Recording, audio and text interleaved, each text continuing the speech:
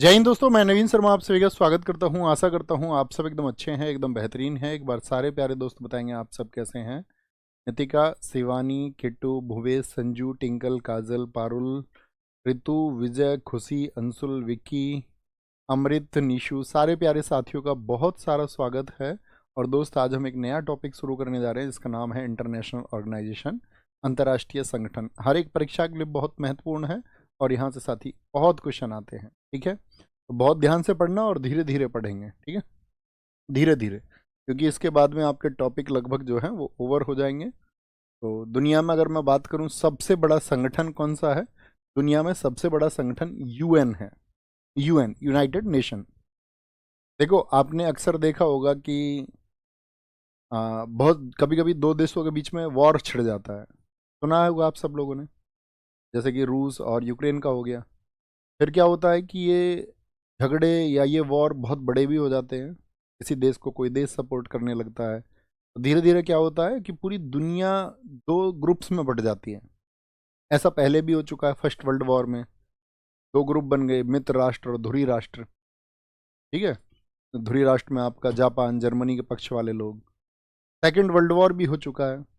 तो ऐसे world war ना हो, दुनिया में देशों के बीच में संतुलन बना रहे, एक बैलेंस बना रहे, तो उसके लिए कुछ संस्थाएं हैं जो काम करती हैं।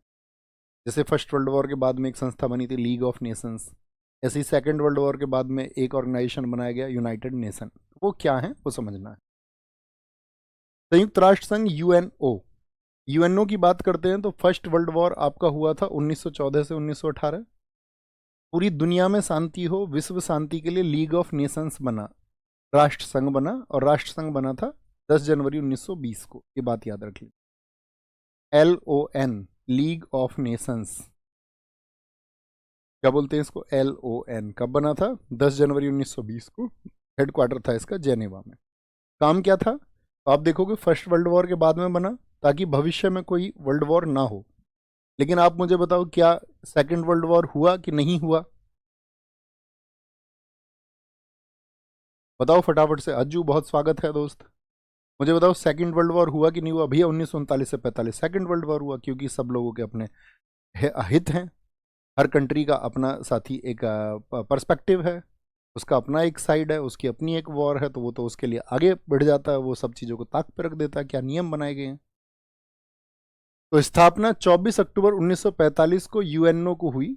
और यूएनओ के अधिकार पत्र पर उस समय पे सेकंड वर्ल्ड वॉर के बाद में 50 देशों ने साइन करे कि भाई हम यूएन के नियमों को मानेंगे। हस्ताक्षर हुई कहाँ पर? सैन फ्रांसिस्को, कैलिफोर्निया, अमेरिका में। इसको जो नाम दिया गया यूएन, ये दिया फ्रैंकलिन डी रूजवेल्ट ने। ये अमेरिका के राष्ट्रपति थे। क्यों भैया इन्होंने ही क्यों नाम दिया? क्योंकि देखो, जब जर्मनी जर्मनी के साथ साथ कौन कौन से देश थे, जैसे इटली हो गया आपका, या हम बात करें जापान हो गया, और बाकी देश थे ब्रिटेन, अमेरिका तक, रूस, जितने भी शक्तिशाली देश हैं ये सब एक फ्रंट पे थे, एक साथ थे। इनको बोलते मित्र राष्ट्र। तो जीते कौन? मित्र राष्ट्र जीते, यानी जर्मनी की हार हुई। तो जिसमें जो मनमानी की गई वो मित्र राष्ट्रों के द्वारा, यानी अमेरिका, ब्रिटेन, इन सब के द्वारा मनमानी की गई। इन्होंने ही जिन देशों को कहा कि वो स्थायी देश होंगे तो उनको स्थायी देश बना दिया, जैसे अमेरिका, ब्रिटेन, रूस, चाइना, फ्रांस। ये स्थायी देश हो गए आपका इसमें। तो मनमानी भी किनकी चलने लगी? जो वॉर को जीते। तो न्यूट्रल तो रहा नहीं कि भाई आपका न्यूट्रल है कि सभी पक्षों की बात कर रहा है। हारे हुए को दबाया गया और जो जीते हुए थे उनको अप किया गया। तो द्वितीय विश्व युद्ध कब हुआ? 1939 से 45। उसके बाद में शांति के लिए 24 अक्टूबर 1945 को यूएन की स्थापना हुई। और इसीलिए 24 अक्टूबर को हम कौन सा डे मनाते हैं? कौन सा डे मनाते हैं 24 अक्टूबर को? UN day. संयुक्त राष्ट्र दिवस किस दिन मनाया जाता है? इसके संस्थापक सदस्य थे 51। जैसे 50 देशों ने साइन किए, भारत भी उनमें शामिल था। और 51वां देश बना था पोलैंड। ये बहुत इंपॉर्टेंट है। यूएन में हस्ताक्षर करने वाला 51वां देश कौन था? पहले 50 देश थे दुनिया के, भारत भी उनमें शामिल था। और 51वां देश कौन सा बना? पोलैंड। पोलैंड बना। बहुत बढ़िया, बहुत बढ़िया, बहुत शानदार। कोई दिक्कत, कोई परेशानी? एक बच्चा कह रहा है सर ईद पे छुट्टी क्यों नहीं दी, होली पे तो छुट्टी हुई थी। भेदभाव क्यों? भेदभाव नहीं है दोस्त। भेदभाव क्यों नहीं है मैं ये बताऊंगा आपको। होली पे तो क्लासेस बहुत सारी हमारे यहाँ पर भी हुई। जैसे डिफेंस पे धर्मेंद्र सर पढ़ा रहे थे, उन्होंने लगभग 6-7 घंटे की क्लास ली उस दिन। जनरली होली पे क्या होता है, हमारे यहाँ जो ज़्यादातर स्टाफ है वो बच्चे अपना त्यौहार मनाने के लिए जाते हैं, तो क्लासेस की छुट्टी होने का कारण होता है कि सपोर्टिव स्टाफ नहीं होता है। नहीं तो होली और दिवाली पे भी छुट्टी हो, होली और दिवाली पे भी छुट्टी ना होकर के क्लास हो। लेकिन क्योंकि अब ईद के लिए यहाँ पर स्टाफ उस तरह से नहीं है जो अपना स्टाफ में मतलब 8-10 लोग हैं, तो वो चले जाते हैं, तो उनकी वजह से काम प्रभावित नहीं होता है। लेकिन होली दिवाली पे क्या होता है, सारा स्टाफ चला जाता है, तो ये रीज़न होता है। बाकी ऐसे कोई धार्मिक कारण नहीं है ना। थोड़ा सा खुद को अपलिफ्ट करो और समझ विकसित करो अपनी। ऐसा थोड़ी ना होगा कि भाई हम ऐसे खिलाफ होंगे। मान के चलो हमारे यहाँ स्टूडियो में सभी बच्चे ऐसे होते जो ईद पर जाते, तो फिर हम कैसे क्लास ले पाते। सर आपकी आइज ठीक है, नहीं आज ज़्यादा है, स्वेलिंग नहीं दिख रही है, आज रेड है सारी। अंशुल भाई आज आप जाएंगे अभी क्लास के तुरंत बाद डॉक्टर के पास। तो यूएन का वर्तमान जो सदस्य हैं वो हैं आपके 193। 193वां देश है आपका दक्षिणी सूडान, जो 2011 में बना था। मुख्यालय कहाँ पर है, देखो इसको हेडक्वार्टर को देखना ध्यान से। न्यूयॉर्क में मैनहट्टन एक द्वीप है, आइलैंड, उस पर बना हुआ है। और अमेरिका के एक आपका बहुत बड़े बिजनेसमैन थे रॉकफेलर, उन्होंने ये जमीन दान में दी थी। जो इसका हेडक्वार्टर बन के तैयार हुआ वो तैयार हुआ आपका 1952 में, यानी कि 1945 में इनके पास में अपना हेडक्वार्टर नहीं था। हेडक्वार्टर कितने साल बाद बना है, 7 साल के बाद में बना है। क्या बोलेंगे, बहुत बढ़िया, वेरी गुड वेरी गुड। भैया संयुक्त राष्ट्र दिवस अभी आरपीएफ एसआई में आया था, हाँ बहुत पूछा जाता है। भैया 194वां सदस्य अभी तो बनाने की बात है, हाँ जी वो फिलिस्तीन को बनाने की बात है, फिलिस्तीन को। ठीक है, वो करंट अफेयर्स में आप पढ़ेंगे तो आपका फिलिस्तीन को आप ऐड कर लेंगे, है ना, जब आएगा तो। संयुक्त राष्ट्र के ध्वज के दोनों किनारे पर एक बार सारे लोग इस पिक्चर को देखें। बीच में ग्लोब दिख रहा है आपको, साइड में पत्तियां दिख रही हैं, लीव्स दिख रही हैं, वो ऑलिव की लीव्स हैं, ऑलिव। तो संयुक्त राष्ट्र के ध्वज के दोनों किनारे पर जैतून की पत्तियां हैं, यानी कि ऑलिव लीव्स हैं, और बीच में ग्लोब है। सब लोग देख पा रहे हैं, ग्लोब है। 20 अक्टूबर 1947 को यह ध्वज संयुक्त राष्ट्र संघ का प्रतीक बना था। ठीक है, संयुक्त राष्ट्र संघ का प्रतीक बना था। आप मेमोराइज करें एक बार, क्या बताया मैंने आपको अब तक। फर्स्ट वर्ल्ड वॉर हुआ, उसकी शांति के लिए 10 जनवरी 1920 को बना league of Nations, headquarter Geneva. लेकिन सेकंड वर्ल्ड वॉर को नहीं रोक पाया। तो सेकंड वर्ल्ड वॉर कब से कब तक हुआ, 1939 से 45 हुआ। 1939 से 45 के बाद में क्या हुआ, 24 अक्टूबर 1945 को क्या बना, यूएन बना। यूएन का हेडक्वार्टर कहाँ पर है, न्यूयॉर्क में। यूएन का हेडक्वार्टर कहाँ पर है, न्यूयॉर्क में। अतिरिक्त बातें मत किया करो दोस्त, अतिरिक्त बातें ना, ध्यान से पढ़ें प्लीज। कुछ दोस्त कह रहे हैं सर यूपी पुलिस के लिए इस बैच से हो जाएगा। सिलेबस देखो ना यार आप लोग प्लीज एक बार, आप लोग सिलेबस को जानते हैं। अब ऐसे कोई बच्चा बोलेगा मैं इस एग्जाम के लिए उस एग्जाम, जो बैच चल रहा है वो पार्टिकुलर उसी एग्जाम के लिए है जिसके लिए वो लॉन्च हुआ था।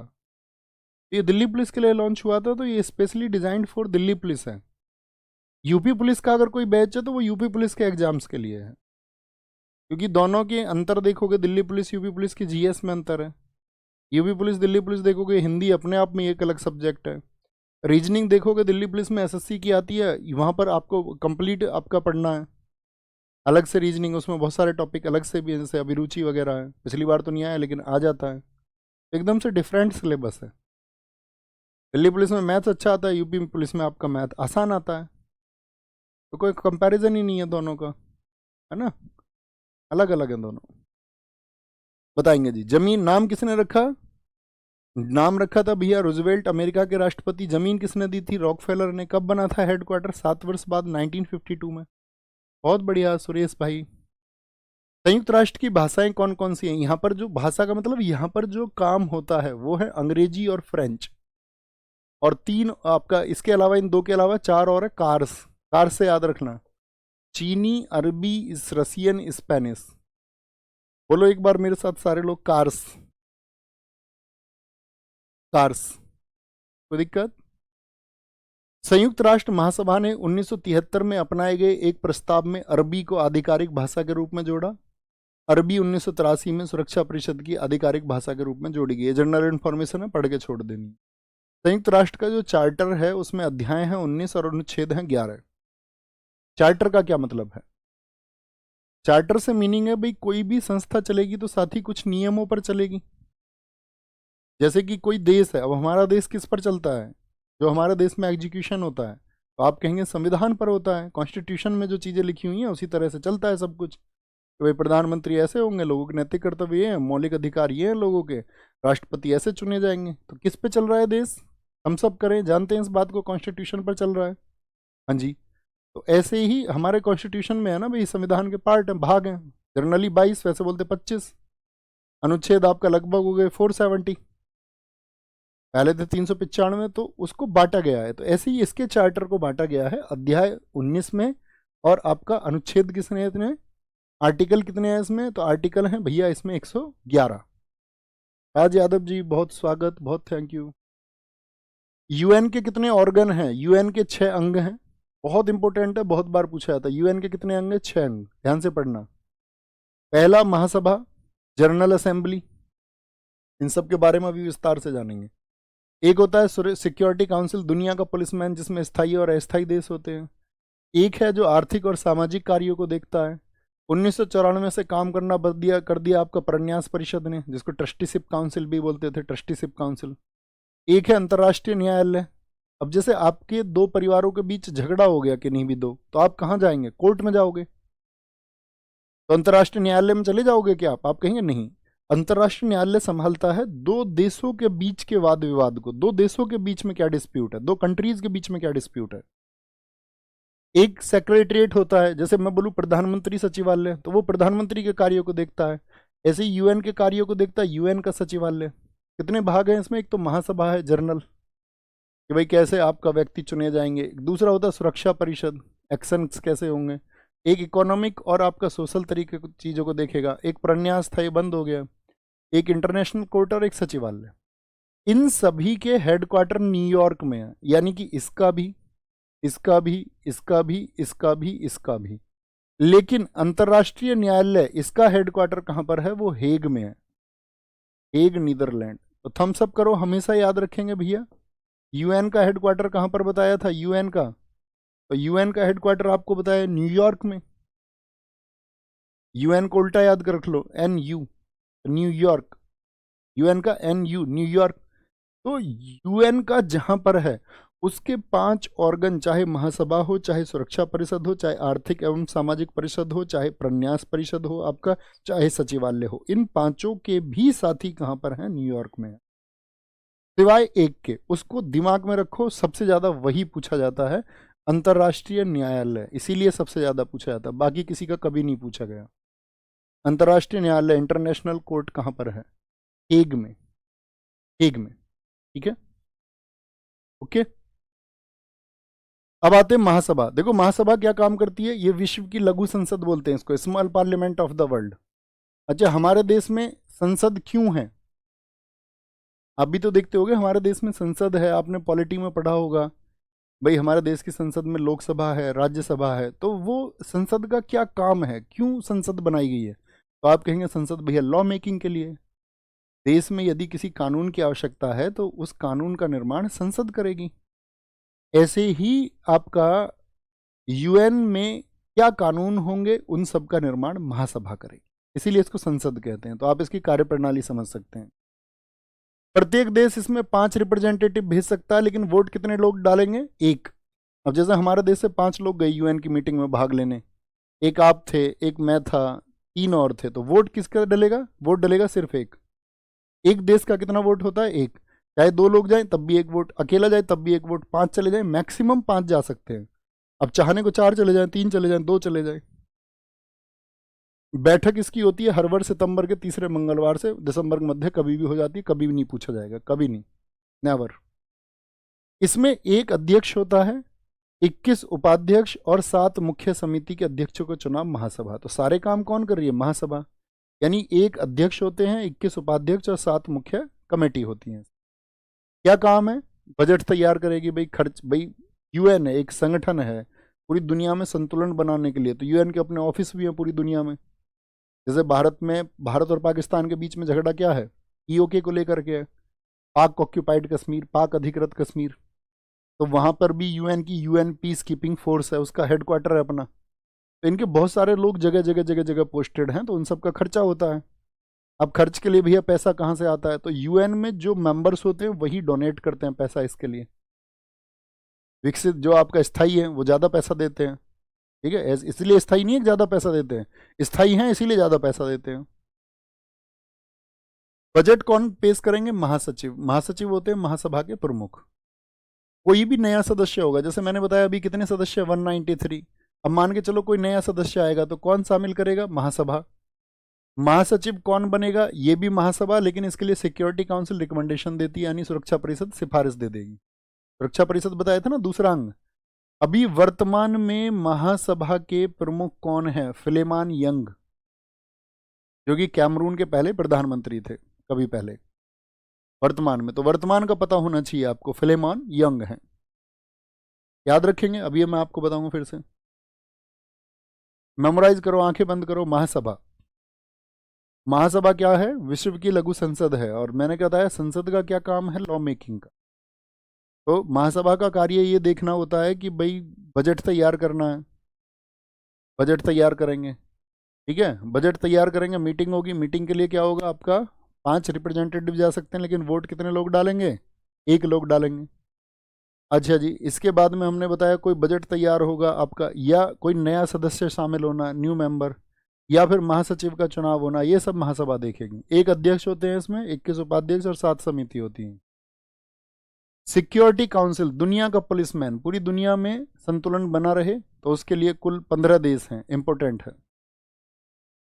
देखो, जो 15 देश हैं ये हमेशा से 15 नहीं थे, पहली बात तो ये क्लियर कर लो। 1965 से इनको 15 किया गया, नहीं तो 1945 में जब यूएन बना था तब देश इसमें होते थे आपका 11 होते थे इसमें पहले। याद रख लेना, 1965 से हुए, पहले होते थे 5 तो स्थायी थे और 6 थे आपके जो टेम्पररी थे, यानी नॉन परमानेंट थे, और 5 थे परमानेंट, तो पहले 11 होते थे। और 1965 से कितने हुए हैं? 15। पूछूंगा ये मैं क्वेश्चन आपसे, जब प्रैक्टिस सेशंस आपको कराऊंगा कि भैया क्या बताया था मैंने आपको। बोलो भाई, बेटा कमेंट नहीं दिखना चाहिए दोबारा। ये क्लास में क्या आपको लाइसेंस बताने के लिए लेके आया था बच्चों, कि इस क्लास में थंबनेल पे लिखा हुआ था कि लाइसेंस कब तक का चलेगा या कब तक नहीं चलेगा। उसके लिए वीडियो बनाई हुई है, या हेल्पलाइन नंबर के पास भेजा करो और वेट किया करो, उनका जवाब आएगा कोई। नहीं तो जो लोगों ने वीडियो बनती है इसके लिए अलग से वीडियो आती है आप लोगों को गाइड करने के लिए, आपकी क्या एज होनी चाहिए, क्या कब तक का लाइसेंस चाहिए, अंकित भाटी सर की वीडियो होगी इन्फॉर्मेशन के लिए, इसीलिए तो सब चीज़ें अलग अलग होती हैं। अब मान के चलो मैं यहाँ कुछ पूछने लगूँ, कोई पूछेगा भैया मेरी मम्मी का नाम ये लिख दूँ, मम्मी का पापा का नाम ये लिखा हुआ है, उस सब के लिए क्लास नहीं है बच्चों,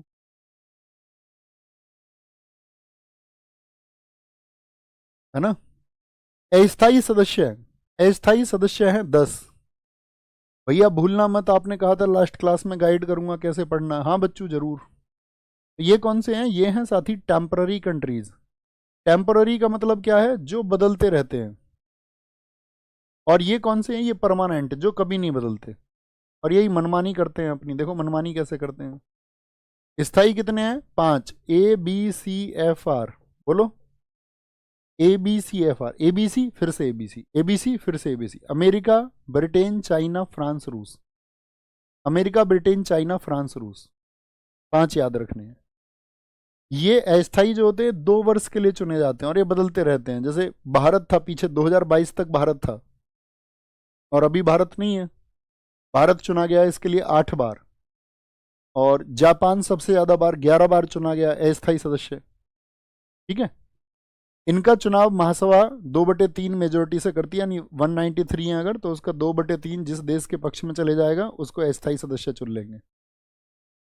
यहां पर एक शब्द लिखा हुआ है, इसको देखना, वीटो पावर। जितने भी स्थायी देश हैं उनके पास है वीटो पावर। वीटो पावर का क्या मीनिंग है? कौन बताएगा? हिंदी में लिख के बताओ, आप क्या समझते हो वीटो से? आपने पॉलिटी में भी पढ़ा होगा, राष्ट्रपति के पास में वीटो पावर होती है। तो आप कहेंगे भैया वीटो पावर जो है आपका, उसका मतलब है निषेध। जैसे कि मान के चलो यूएन कोई प्रस्ताव लेके आई उसने कहा कि भाई एक काम करते हैं, भारत पाकिस्तान का जो मुद्दा है उसको हल कर देते हैं और पाकिस्तान को कह देते हैं भाई पीओके खाली करो। अब यूएन ये कह दे, लेकिन यूएन जो भी स्टेटमेंट या ऑर्डर आपका रिलीज करेगा उसके लिए इन पांचों देशों का समर्थन चाहिए। या चाइना चाहेगा कि भारत आराम से मुक्त हो जाए इस स्थिति में, तो चाइना क्या करेगा इसके लिए? चाइना कर देगा वीटो, कहेगा नहीं हम we are not agree, we disagreed this, हम इससे सहमत ही नहीं है। तो बेशक चार देशों ने हाँ कर दिया हो, लेकिन किसी एक देश ने भी मना कर दिया, तो इसका मतलब है वो फिर आपका प्रपोजल, वो प्रस्ताव फिर आपका पारित नहीं हो पाएगा, वो इनेक्ट नहीं हो पाएगा। बात क्लियर है? समझ गए बात को? तो पांचों की सहमति जरूरी है किसी भी कार्य के लिए। सकारात्मक निर्णय के लिए 15 में से 9 सदस्यों की स्वीकृति जरूरी है, क्योंकि 15 कैसे हैं?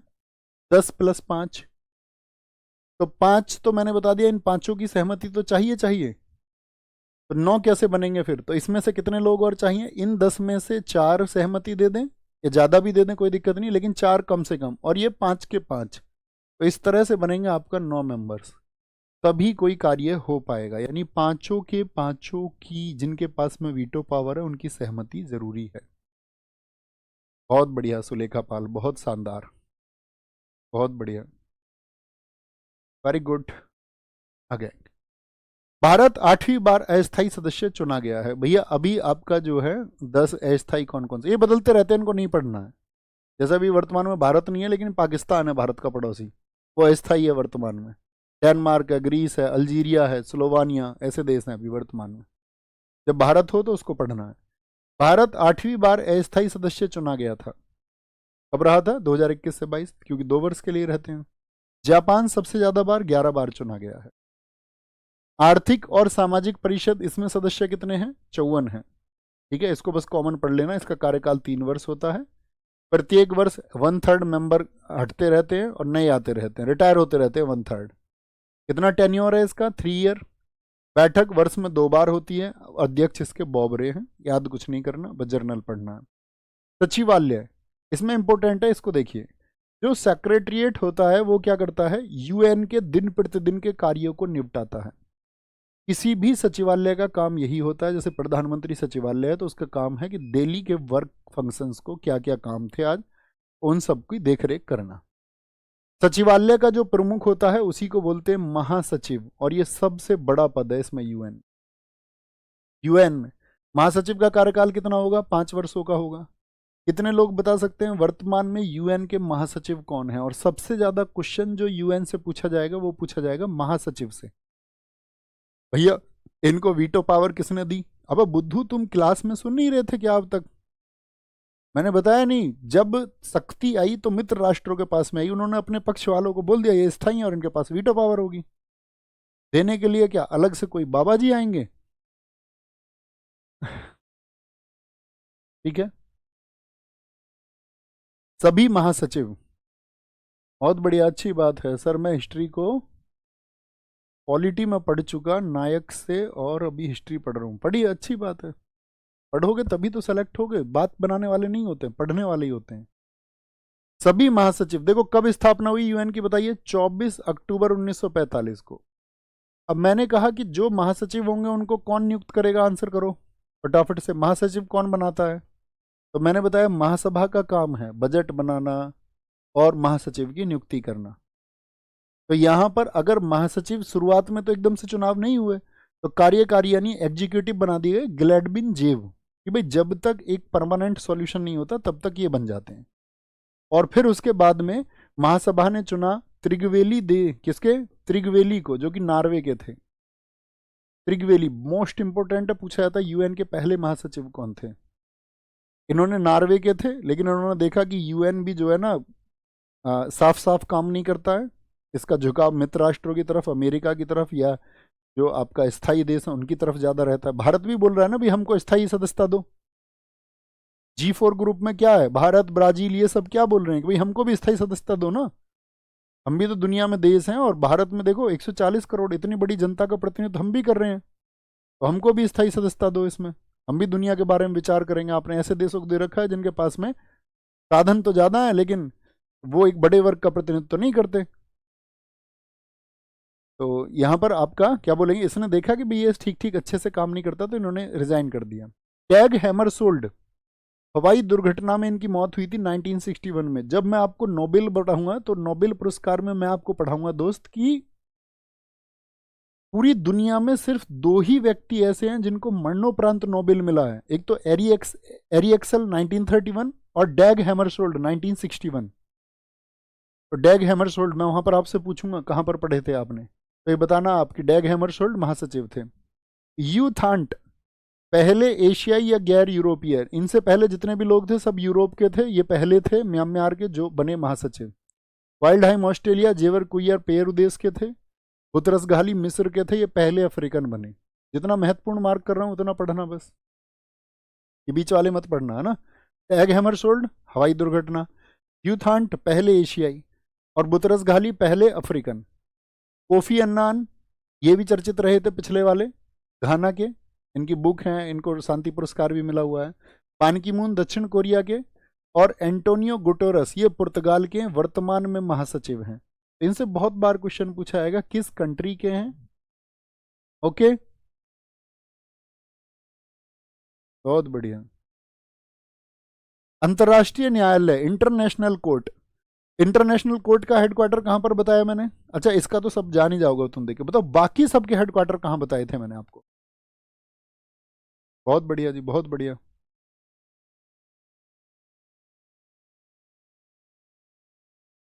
बहुत बढ़िया।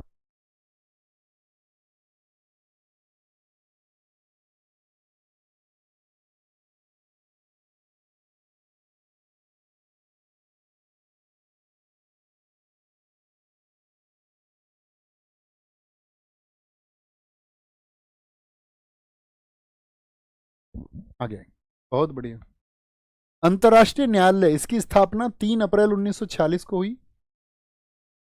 हेडक्वार्टर बिल्कुल ठीक आंसर आप सबके, न्यूयॉर्क न्यूयॉर्क न्यूयॉर्क, सबका आंसर एकदम ठीक है। हेग में इसका हेडक्वार्टर है। तो जब इसके बाकी ऑर्गन बने थे उसके अगले वर्ष ये बना। इसके चार्टर में 5 आपका चैप्टर हैं, आर्टिकल इसमें 70 हैं। न्यायाधीशों की संख्या यहाँ पर 15 है। जैसे आपने देखा होगा ना भी न्यायालय है तो उसके लिए न्यायाधीशों की जरूरत होगी। जैसे हमारे सुप्रीम कोर्ट में अभी कितने जज हैं, तो आप कहोगे 1+33, यानी भैया वहां पर 34 जजेज है। ओके, तो न्यायाधीशों की संख्या यहाँ पर 15 है, और उनका कार्यकाल जो है वो 9 वर्ष है। कितना है कार्यकाल? 9 वर्ष है। ये बहुत इंपॉर्टेंट है। कोई भी 2 न्यायाधीश एक देश के नहीं हो सकते, क्योंकि कभी वो किसी के पक्ष में फैसला सुना दे, क्योंकि यहाँ पर देशों के ही मुकदमे जाते हैं। अब देखो अच्छी बात क्या है, अध्यक्ष भी इन्हीं में से चुना जाएगा और उपाध्यक्ष भी 3 वर्ष के लिए। न्यायालय की भाषा भी फ्रेंच और इंग्लिश है। न्यायालय का कोरम है 9 जज। कोरम क्या होता है बताओ? पॉलिटी पढ़ते टाइम आपने पढ़ा होगा, किसी भी बैठक के लिए जो न्यूनतम संख्या है। ऐसा नहीं है कि अकेला जज आया कोट पैंट पहन के और उसने अपनी जो है कार्रवाई शुरू कर दी, नहीं। किसी भी मामले पर अकेला तो कुछ भी सुना देगा किसी के फेवर में, कोई भी डिसीजन, है ना, अकेला तो कुछ भी सुना देगा। तो इसके लिए बोला गया कि कम से कम 9 जज होंगे, तभी आपका क्या बोलेंगे, तभी आपका वो कार्यवाही आगे बढ़ेगी। न्यायालय में पहले भारतीय मुख्य न्यायाधीश डॉक्टर नगेंद्र सिंह हैं, बहुत इंपॉर्टेंट है, डॉक्टर नगेंद्र सिंह, इनके अवार्ड हैं। न्यायालय में पहले न्यायाधीश, देखो ये तो सिर्फ न्यायाधीश हैं, और ये कौन है? ये मुख्य न्यायाधीश है। मैंने कहा ना जो 15 न्यायाधीश होते हैं उनमें से एक अध्यक्ष चुना जाता है, उसी को बोलते हैं मुख्य न्यायाधीश। तो नगेंद्र सिंह कहना, और बेनेगल रामाराव ये पहले न्यायाधीश हैं। वर्तमान में कोई है भारत की तरफ से? दलवीर भंडारी। न्यायाधीश कौन चुनेगा? मैंने आपको बता दिया, चुनने का चाहे महासचिव का काम हो, चाहे नए सदस्य का हो, या आपका न्यायाधीश का हो, सारे काम महासभा करेगी। आईसीजे के वर्तमान में अध्यक्ष कौन है? नवाब सलाम है। इंटरनेशनल कोर्ट के कौन है? नवाब सलाम, जिनका फोटो भी दिख रहा होगा आपको। ये आईसीजे के बारे में कुछ फैक्ट है, फिर से देखो एक बार, जरूरी है आईसीजी, सबसे ज्यादा पूछा जाता है। अगले वर्ष बना हेग में, अध्याय 5 अनुच्छेद 70, न्यायाधीश 15 चाहिए, कार्यकाल भी 9 वर्ष, और कोरम भी आपका कितना होगा? 9 जजेस का होगा। कोई भी 2 एक देश के नहीं रहेंगे। फ्रेंच और इंग्लिश में इसकी सुनवाई होगी। भारत के पहले मुख्य डॉक्टर नगेंद्र, और बेनेगल रामाराव आपके अगर सिर्फ न्यायाधीश पूछ। वर्तमान में आईसीजे के प्रमुख कौन है? नवाब सलाम है। कोई दिक्कत, कोई परेशानी? बोलेंगे जी। तो यूएन को पढ़ के आना, नेक्स्ट क्लास में आपका वर्ल्ड बैंक से पढ़ेंगे। कोई जल्दबाजी, आपको फुर्ती नहीं होनी चाहिए, भागना कहीं नहीं है, आपको एक धैर्य के साथ में पढ़ना है ना। सर मैं जीएस के पीवाई क्यू और नायक सीरीज तो बच्चा 1 मई से चलेगी अभी, उससे पहले एफर्ट क्यों नहीं लगाते? देखो सुनो, तुम में से कई स्टूडेंट्स ये होते हैं जो बोलते हैं चॉइस, मुझे तो सिर्फ एक चीज बता दो, सिर्फ एक चीज बता दो, उसको मैं कर लूंगा। यही चीज तुम्हारे सिलेक्शन ना होने का कारण बनती है। आप ये कहो भैया आपने हमसे कहा कि हम स्टैटिक जीके को पढ़ रहे हैं, मैंने आपको एक चीज के लिए गाइड किया था कि अदर जीके हो या स्टैटिक जीके हो, कि भैया आप जो ये पेड क्लासेस चल रही हैं, आपकी क्लासेस चल रही हैं, इससे आपको जो टीचर समझा रहे हैं उसकी बेसिक हर एक चैप्टर की समझ होनी चाहिए। जैसे कि आज हमने यूएन को पढ़ा, तुमको पता होना चाहिए अच्छा यूएन इसलिए है, यूएन में 6 ऑर्गन है, इनके हेडक्वार्टर ये हैं, जो बेसिक इन्फॉर्मेशन है वो आपके पास में होनी ही चाहिए। अब जैसे मान के चलो मैं आपके लिए लेकर आऊँ एक इंपॉर्टेंट क्लास, उसमें मैं आपके लिए करा दूं 100 क्वेश्चन, ये लो भैया 100 क्वेश्चन कर लो ये, अब उसमें बेसिक तो छूट गया ना सब कुछ। तो आपको एप्लीकेशन से पहले बेसिक कंप्लीट करना पड़ेगा, उसके बाद में तब आप प्रैक्टिस सेशन की ओर जाना। और अगर आपने बेसिक्स क्लियर कर लिए अपने और फिर प्रैक्टिस जबरदस्त लगा दी, तब सिलेक्शन के पूरे पूरे चांसेस हो। अपने मन में रख लो, पहले बेसिक फिर देन प्रैक्टिस।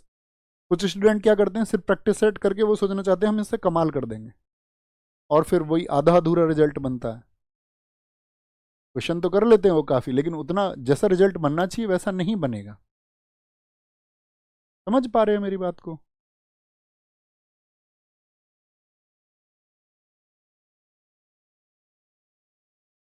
बहुत बढ़िया। हाँ तो यही फॉलो करना है। तो अपना ख्याल रखो बहुत सारा, बाय बाय, टेक केयर, जय हिंद जय भारत, मिलते हैं कल। धैर्य के साथ में पढ़ते रहो अच्छे से। जब 1 मई तक खुद को मतलब प्रिपेयर कर लो प्रैक्टिस के लिए, बेसिक चीज़ें क्लियर हो जानी चाहिए आपकी। 1 मई से नायक 2.0 आएगा यूट्यूब पे, उसके लिए मतलब फिर दमखम लगाना है। Okay, thank you.